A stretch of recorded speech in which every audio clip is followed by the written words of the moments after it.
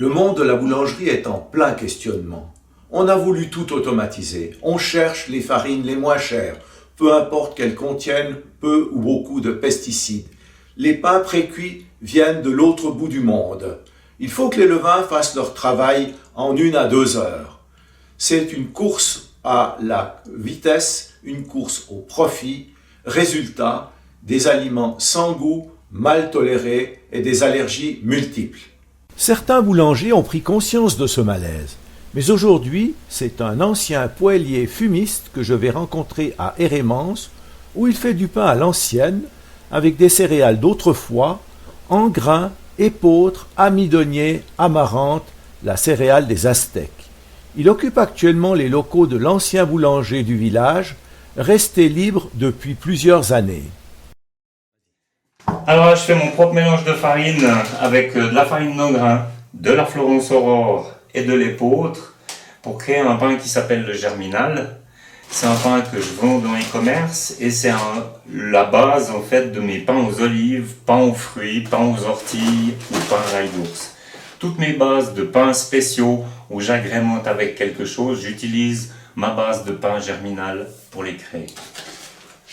Pour un pain comme celui-ci, parce que n'importe qui pourrait se mettre à le faire. Après, ben voilà, moi j'ai mes proportions de telle et telle farine, tel et tel composant que je vais mettre à l'intérieur. Donc après, c'est le boulanger qui va faire ses mélanges, qui va trouver les proportions qu'il faut pour soit le rendre plus croustillant, plus aéré, plus volumineux. Et puis ça permet de se démarquer, d'avoir quelque chose qui nous correspond, déjà qu'on aime. C'est aussi pour ça que j'ai toujours dit que je faisais le pain que j'aimais. Ça s'appelle le pain que j'aime. C'est vrai que la chance qu'on a quand on fait du pain à l'ancienne, c'est que chaque pain qui sort du four n'est jamais le même. Je peux faire du pain ce soir, je peux en faire demain matin. Il ne sera pas du tout la même chose d'une fois à l'autre. À la différence du pain industriel. Voilà. Donc ça, c'est l'épeautre. Voilà. C'est une base de pâte que je vais faire pour faire des pains que je dois livrer demain, des petits pains aux fruits. Je prends toujours cette base-là. Et encore ça, le sel va changer. J'ai été discuter avec les salines de baie pour avoir un sel beaucoup moins, je dirais plus nature encore, moins blanc. Je sale beaucoup moins le pain que certains autres. Je mets environ 15 grammes de sel par kilo de farine parce que je laisse en fait les farines donner leur goût. Et puis l'avantage qu'il y a aussi, c'est que comme il y a une fermentation sur 12 heures minimum, c'est là que les farines vont développer leur arôme, ce qu'on ne peut pas faire avec de la levure en 1 heure. Là je vais faire comme toute bonne ménagère, je vais faire une fontaine parce qu'on va y mettre de l'eau. Puis dans la boulangerie à l'ancienne, même dans la nouvelle, il y a quelques principes entre l'eau, la farine et puis la chaleur du local si on veut que ça fonctionne bien. Après 12 heures, il aura déjà bien bossé. Après, il y a des cycles quand même avec le levain. Et ça c'est différent à chaque endroit. C'est différent avec l'eau qu'on utilise. C'est différent avec les farines. On n'a pas vraiment de règles. Je croyais qu'il y avait des règles au début. Et puis franchement, plus je vais en avant, plus je m'aperçois que, je dirais pas que c'est au petit bonheur la chance, mais ces règles-là peuvent varier de 2 à 3 heures. Mais c'est à l'œil quand même. Bien. Mais c'est surtout au ressenti, Ressenti, à l'œil. Ouais, à la main. Et puis bah voilà, maintenant moi avec l'habitude, je pose mes mains sur la pâte et puis je sens si elle est prête ou pas. Elle te répond. Ouais. Alors quand je parle de la température, j'ai un appareil ici pour regarder. Mais je veux dire que maintenant j'ai comme une certaine habitude et puis en mettant la main sous l'eau, je veux pas dire que je suis à 5 degrés près, mais j'arrive à donner la température que j'ai envie. Je reprends toujours un petit peu de farine dans le bac que je laisse de côté. Ça me permettra de régler un peu plus facilement l'hydrométrie parce que remettre de l'eau c'est très difficile, rajouter de la farine ça va toujours. On va mettre un petit peu de farine tranquille, voilà. Cette farine elle va absorber déjà en partie l'eau. Puis là je lui fous un petit peu la paix, un petit moment, comme ça l'eau elle vient tranquillement. Ce qui permettra d'enlever le plus de grumeaux possible le plus rapidement possible. Alors là, on a le levain. Le levain, c'est de la farine et de l'eau qui était fermentée. On voit un petit peu comment ça se passe. On voit les bulles, l'apport de bulles. Donc là, c'est la fermentation. Ça sent assez fort. La chose que j'ai, c'est que je le nourris quand même pas mal. Donc je suis toujours du côté lactique et non du côté acétique. Et puis on voit qu'il a une bonne force. Hein. Puis on sent au nez aussi. Alors on le sent très bien, ouais. Là, si je le nourris du double de son volume maintenant, on sentira plus d'odeur, il sera du côté vraiment lactique. Et puis d'ici 3 heures, on pourrait l'utiliser pour faire des pancakes. Il faut pas que ça soit trop épais, pas trop clair. Trop clair, on tuerait tout de suite le levain, on enlèverait sa force. Tandis que là, la farine se mélange tranquillement. Je vais mettre un petit peu de levain. Les proportions du levain, ça varie. Ça varie de l'endroit où on est, de la pression atmosphérique, du pain qu'on veut faire, des farines qu'on utilise, de l'eau qu'on utilise. Et puis là, c'est vrai que je vais même pas forcer la dose parce que je vais mettre 4 louches.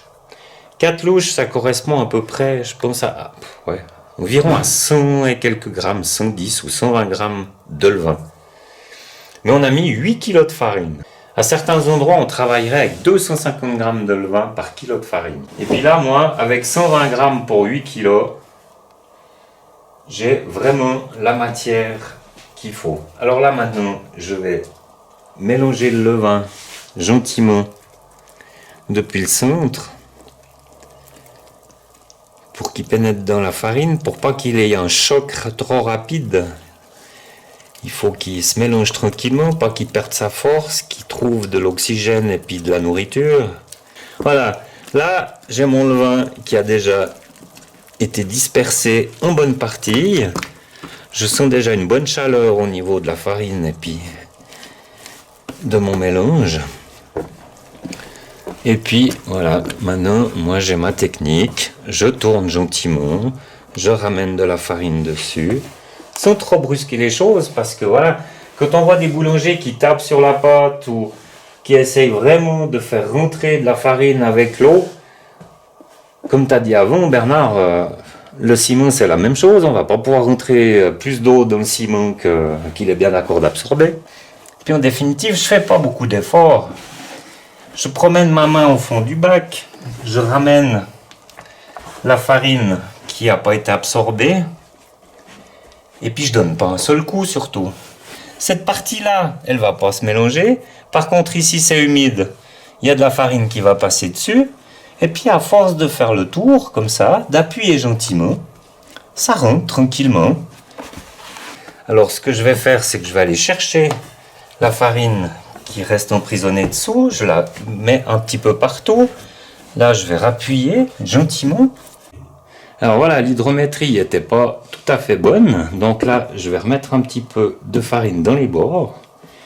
Et puis, on va continuer de nouveau à faire quelques tours. On imagine qu'on met en général 6 décis d'eau par kilo de farine. Donc là, j'ai mis 4 litres 8 d'eau. Ce qui va nous faire 12,8 kg de pâte. Et puis on peut enlever le 20% à la cuisson qui est perdu par évaporation. Alors là maintenant la pâte elle est prête. Elle n'a plus qu'à rester levée tranquille pendant 12 heures. Prendre de la chaleur. Une chaleur entre 21 et je dirais 25 degrés. Et puis là on a vraiment tous les critères en place pour pouvoir faire une bonne fermentation sur 12 heures. Donc, c'est pas comme d'habitude, c'est la pâte qui travaille, mais pas le boulanger. Voilà, le boulanger, il a travaillé un petit peu, il a mis les choses en place. Je veux dire, j'ai 2 mains qui ont une interaction entre l'eau et la farine. Et puis, on a pu voir aussi, quand même, les images, que l'interaction, elle est très douce. C'est-à-dire qu'il y a plus de réaction avec un levain naturel, en très petite proportion, qu'avec de la levure. Si on prend l'image après 12 heures de cette pâte, ça sera plus du tout la même parce qu'elle sera ici, approximativement. Et puis vraiment le levain aura fait son travail et aura mangé toutes les petites particules. Puis là avec le dégazage et le brassage de la deuxième fois, plus la mise en pâton, ça nous permettra vraiment d'avoir quelque chose de top. Il ne reste plus qu'à refaire du levain pour la prochaine pâte. Puis là aussi, je mesure pas trop, j'ai besoin d'un levain qui est quand même assez compact. Ma petite spatule en bois, on tourne toujours gentiment pour voir ce qui se passe, pas faire trop de grumeaux. Dès que l'eau elle a commencé à prendre un petit peu, on peut tourner un petit peu plus vite. Le levain naturel est prêt pour la préparation de la prochaine pâte. La confection de ce pain avec cette pâte était prévue vers 13 heures. Il a bien fallu déchanter. Effectivement, comme toujours, c'est la nature qui commande. Nous sommes dans une période de turbulence météorologique avec un temps pluvieux, froid, mais surtout une pression atmosphérique basse. Résultat, la pâte n'a pas fait son évolution comme il aurait fallu. Il a fallu la retravailler. Pour finir, on a 6 heures de décalage. Alors ici, on est en train de faire un pâton long grain qu'on va mettre dans les petits paniers pour qu'il fasse sa deuxième pousse. On va voir si en 1 heure, 1 heure et demie, sa pousse sera correcte. Les fours sont en train de chauffer. Le four doit monter à 240 degrés. Pour l'instant, il n'est qu'à 90. Sur ce côté-là, la minuterie qui sera mise en route lorsque le pain est dans le four pour une durée de 40 à 45 minutes. Et si tout va bien, dans 1 heure et demie, ce pain sera au four. Vu la texture de la pâte, je pense qu'il ne va pas y avoir trop de problèmes. Elle est magnifique, très douce. C'est un petit rêve de travailler des pâtes comme ça. C'est une mise des pâtons dans les petits paniers, un tissu, de la farine. La farine va empêcher la pâte de coller, va faire aussi le décor sur le bon côté du pain, parce qu'ici on voit la clé, c'est l'envers du pain, c'est ce qui va se trouver sur la sole à la cuisson. On peut observer ici le geste rapide et précis du boulanger qui travaille à 2 mains.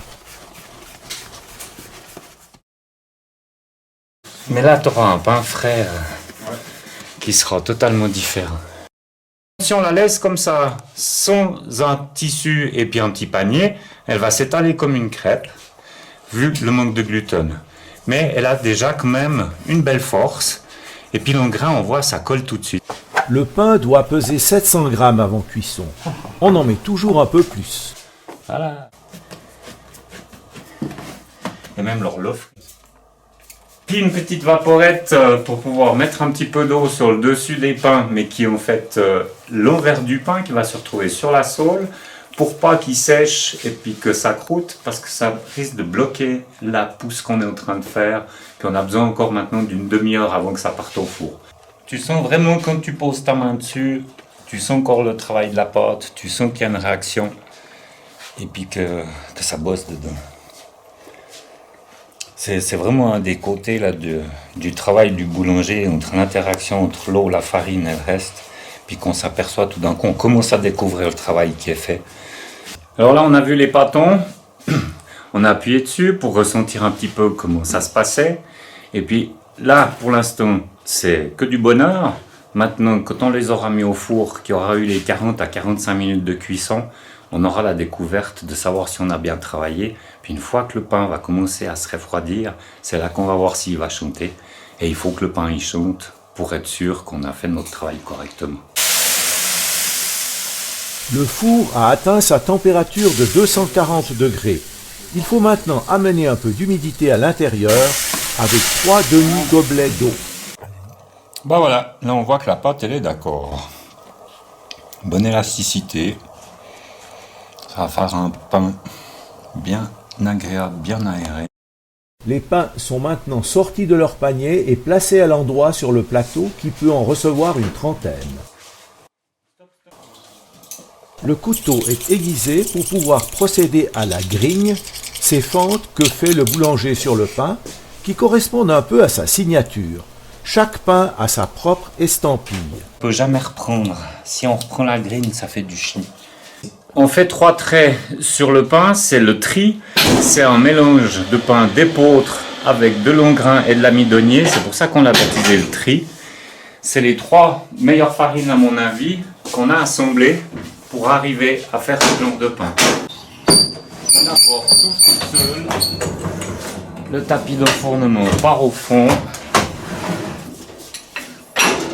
Voilà. il faut faire toujours attention de bien accrocher le tapis. Parce que maintenant, là, c'est quand même assez lourd. Et puis là, on recommence. Alors voilà, l'ongrain, il est plus jaune que le tri. Là, on a aussi quand même de l'ongrain à l'intérieur. Mais comme il y a de l'amidonnier et de l'épeautre est blond, l'amidonnier légèrement brun, ça donne cette couleur flammée. Après, l'ongrain est vraiment jaune. On pourrait croire que c'est du maïs. Là, je vais faire la grine de l'ongrain. Voilà. Et là, on recommence avec le tri. Alors, on voit la différence d'ouverture. On voit comment ça se travaille. Alors, tu verras, Bernard, que le côté qu'on a déjà enfourné, tu verras les pans comme ils ont déjà éclaté. Ils ont déjà pris la chaleur. C'est en train déjà de s'ouvrir. Voilà. Alors là, on sort le premier pain pour voir. On tape derrière. Ça sonne creux. C'est tout bon. On va pouvoir sortir cette fournaise. Ouais, encore 20 minutes de l'autre côté. Certaines enseignes se vantent de préparer leurs pâtes à la main. Reste à savoir si leurs farines ont vraiment les meilleures qualités gustatives et biologiques. C'est une question de prix.